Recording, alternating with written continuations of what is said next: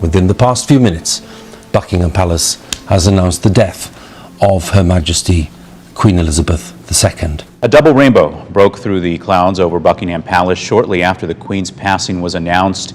The rainbow could be seen over major landmarks across the capital, including Elizabeth Tower in Westminster and the Queen Victoria Memorial. Earlier in the day, Buckingham Palace announced that Her Majesty, who ruled over the Commonwealth for a record 70 years, a young girl who never expected to be queen, became the longest-serving monarch in British history. An appropriate rainbow, as you see here, spread across the sky today at Buckingham Palace. In accordance with the royal line of succession, her oldest son, Charles, immediately became king, which puts her grandson, Prince William, next in line to the throne, followed by William's eldest son, 9-year-old Prince George. Just before her death was announced, a double rainbow appeared over Buckingham Palace as a crowd gathered. President Biden visited the British Embassy in Washington late today and left a message in a condolence book. In a statement, he said Queen Elizabeth was a stateswoman of unmatched dignity and constancy who deepened the bedrock alliance between the United Kingdom and the United States.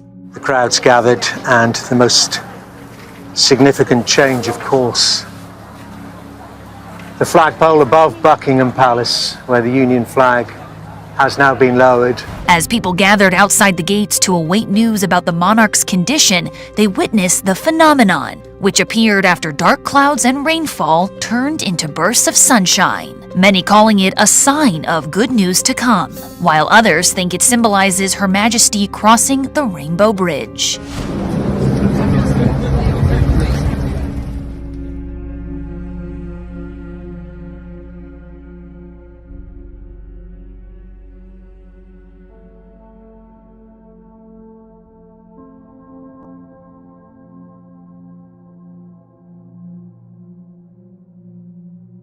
As fans gathered to pay their respects to Prince, something special happened.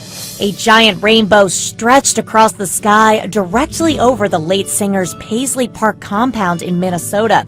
The rainbow formed just hours after Prince was pronounced dead. We want to show you some extraordinary pictures which came to us from the Vatican on what was, of course, an extraordinary day. Within hours of Pope Benedict announcing that he was to resign, take a look at this. Lightning struck St. Peter's Basilica. You can see it again now in slow motion. Extraordinary. It happened just before 6 o'clock in the evening, local time.